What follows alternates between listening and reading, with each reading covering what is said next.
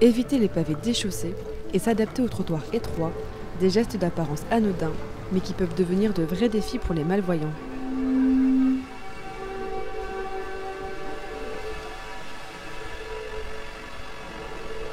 Nikola Karazievitch se mobilise pour l'accès à l'autonomie des déficients visuels à Lille. Il a participé à l'installation de balises Bluetooth au restaurant Les Trois Brasseurs. Rattachée à une application, elle donne des instructions vocales pour faciliter l'accès des malvoyants à différents lieux. L'entrée est au milieu d'une terrasse fermée. À proximité de l'entrée terrasse se trouve une plaque métallique. Depuis celle-ci, à environ 5 mètres dans cette direction l'entrée. Donc là, on sait que l'entrée est dans cette direction-là. Si je tourne mon téléphone, la rue de Tournai est là-bas.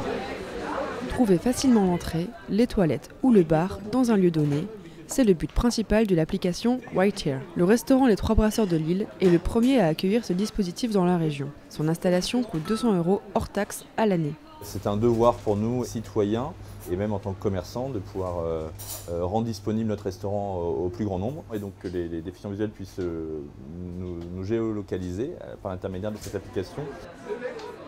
Le restaurant n'a posé qu'une seule balise à l'entrée. Les Trois Brasseurs ont choisi de former leur personnel à l'accompagnement des déficients visuels à l'intérieur. Nous, systématiquement, c'est nous qui allons prendre la main, accompagner et aider, l'accompagner jusqu'à sa table, permettre aux déficients visuels de se situer dans l'espace. Quand on lui apporte l'assiette, situer sa viande, ses frites et ses couverts, son verre sur la table, plutôt que d'avoir systématiquement un dispositif uniquement technique qui ne serait pas forcément la meilleure des choses pour eux. Avant d'être déficient visuel, je suis un client. On nous dit oui, il y a les GPS pour vous aider dans votre quotidien. Oui, sauf que le GPS va m'emmener d'un point A à un point B. Si le bâtiment fait plusieurs mètres de long, c'est compliqué de trouver la porte d'entrée. Il y a 3 ans, Nicolas a entrepris un parcours d'entrepreneur pour aider les entreprises à se familiariser au handicap. Son but est d'éveiller les consciences, en ayant une approche positive du handicap. Ce nouveau dispositif de balise vient donc s'ajouter au quotidien de Nicolas, déjà entouré par les aides numériques pour communiquer avec les autres. Donc ça, typiquement, c'est un petit logiciel qui s'appelle VoiceOver, qui est un lecteur d'écran ou une synthèse vocale, peu importe comment on l'appelle, qui me permet d'avoir vocalement toutes les informations qui sont à l'écran. Frédéric M, je viens d'avoir une proposition, le Mars. Tu serais dispo ? Moi, ça me permet, soit avec le logiciel VoiceOver, soit avec Siri, tout le monde connaît Siri, de pouvoir interagir. Quand j'ai besoin d'envoyer un SMS, c'est assez simple. C'est un clavier Bluetooth. Et si vous n'avez jamais remarqué, sur le F et sur le J des claviers, on a un petit truc tactile qui, moi, me permet de repérer les touches. En fait, je suis déficient visuel depuis la naissance. Ça, c'est le premier point, c'est-à-dire que j'ai une cataracte congénitale qui fait que je connais ça depuis tout petit, et puis ça s'est malheureusement aggravé il y a quelques années. Donc je suis, sans prétention aucune, probablement l'un des mieux placés pour le faire.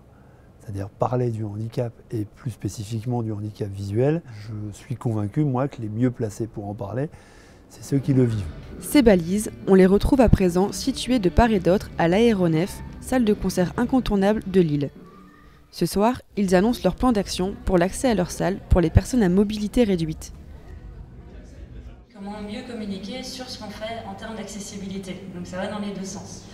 Donc on s'est fait accompagner sur ça par Nikola Karazievitch. Donc on a fait un gros travail sur le site internet. Je suis tout à fait satisfaite de voir que voilà, l'Aéronef a demandé un financement donc à la ville de Lille, et bien sûr que nous avons totalement accepté, puisque ça permet d'aller chercher les personnes en situation de handicap, en tout cas de les accompagner de la sortie du métro jusqu'à l'Aéronef. On met ça en place, donc on est aussi dans une démarche. Beaucoup de commerces aujourd'hui se mettent en accessibilité et font l'effort de transformer leur accueil pour mieux accueillir. Mais les bornes Bluetooth, oui, je suis tout à fait partante pour ça, et bien sûr, et on va en faire l'expérimentation avec les Trois Brasseurs. Je vais aller les rencontrer très bientôt, et on essaiera d'étendre ça à un maximum de commerces, bien évidemment.